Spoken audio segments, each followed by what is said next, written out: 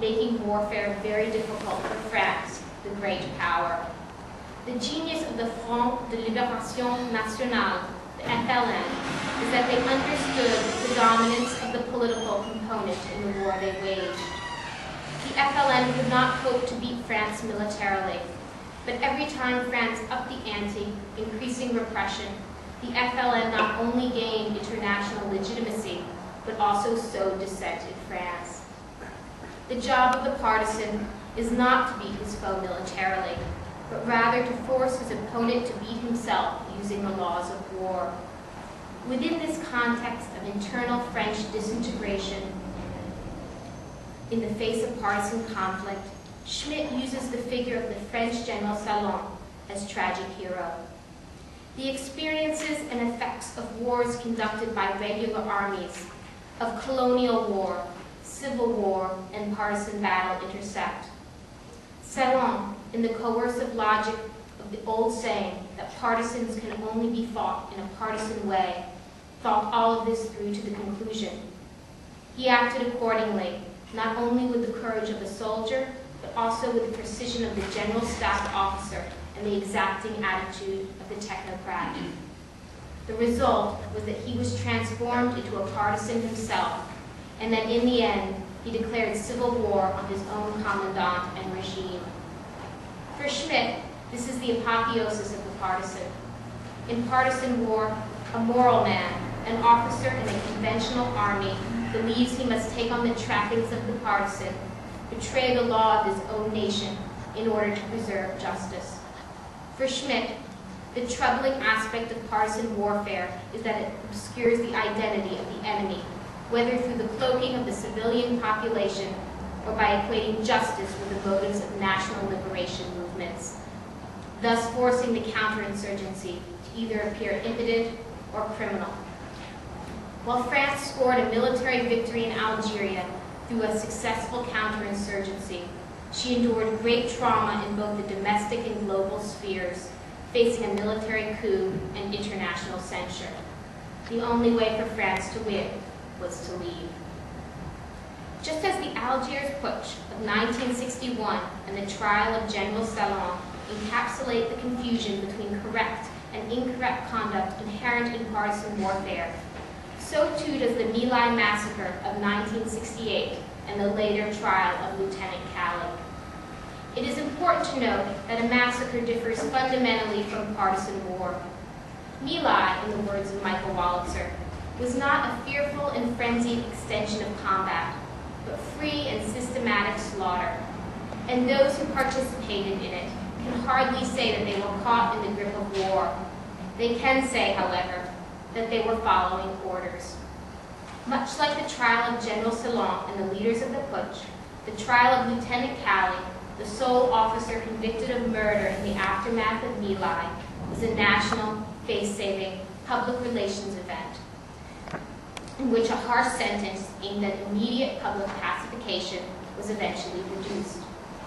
Captain Medina, the commanding officer of Charlie Company, the unit involved at My Lai, is quoted as ordering the killing only of enemies, which he defined as anybody that was running from us, hiding from us, or appeared to be an enemy. This loose interpretation of the appearance of enmity, which still leaves out the majority of those killed at My Lai, calls to mind Schmitt's analysis of the new kind of enmity of the partisan, an enmity that is so all-encompassing that it suffocates and surrounds the laws of war. The My Lai massacre, an obvious grave breach of the 1949 Geneva Conventions, shows how the erasure of boundaries between combatant and civilian in partisan war, alongside with the criminalization of wartime atrocities under the 1949 Geneva Conventions, can turn the soldier into a killer. The careful bracketing of war from murder described by Schmitt in his Jus Publicum Europaeum no longer holds. Most examples of criminal military conduct are not so clear-cut. But even in the case of My Lai and the ensuing domestic horror, the U.S. Army closed ranks and sacrificed only one of its own in a domestic trial. The domestic criminal justice model of the 1949 Geneva Conventions held, but the consequences of gross violations of the international law of war were not proportionate. A new model was necessary, laying the groundwork for the Geneva Protocols of 1977. The United States is fighting partisan war today in Iraq and Afghanistan. Finding an adequate response to partisan war within international law is crucial. Schmidt does not distinguish between partisan war and insurgency. According to Jan Werner Mueller's analysis of Schmidt, non-state actors are a symptom of the decaying jus publicum Europaeum and cannot be dealt with according to its political or legal categories. These unconventional fighters, these partisans, guerrillas, insurgents, terrorists, fall into a legal black hole in which unmitigated discretionary power holds sway. In February 2002, President George W. Bush issued a secret declaration stating that al-Qaeda detainees had no inherent protections under the Geneva Convention. The condition of their imprisonment, good, bad, or otherwise, was solely at his discretion. This stance, while perhaps morally abhorrent, is not necessarily illegal. A knee-jerk negative reaction to the policy of the Bush administration misses some important details. The United States has not ratified the 1977 Geneva Protocols, and there is ambiguity within the 1949 Geneva Conventions on the legal definition of unconventional combatant.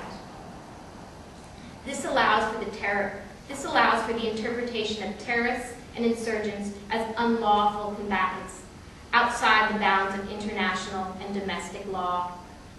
As the French realized in Algeria, and the United States should have learned from My Lai, sacrificing moral legitimacy obliterates whatever short-term gain can be achieved by ruthless tactics.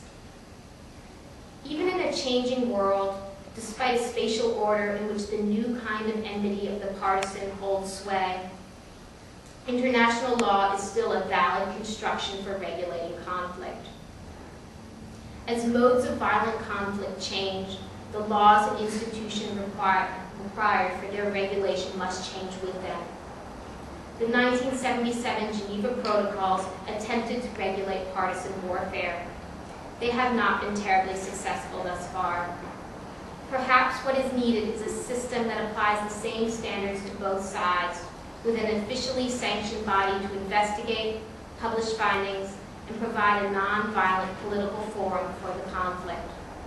Ambush and no uniforms might be acceptable, for instance, but torture and mutilation would be proscribed. The question of just and unjust wars can also be bracketed. We should move beyond a criminal justice model and strengthen the forum of global public opinion, which already seems to provide the real warfare regulation anyway. Algeria would not be an independent nation, nor would My Lai have reached a public audience without the mobilization of public opinion. We need to accept Schmidt's critique, utilize it, recognize its limitations, and move beyond it.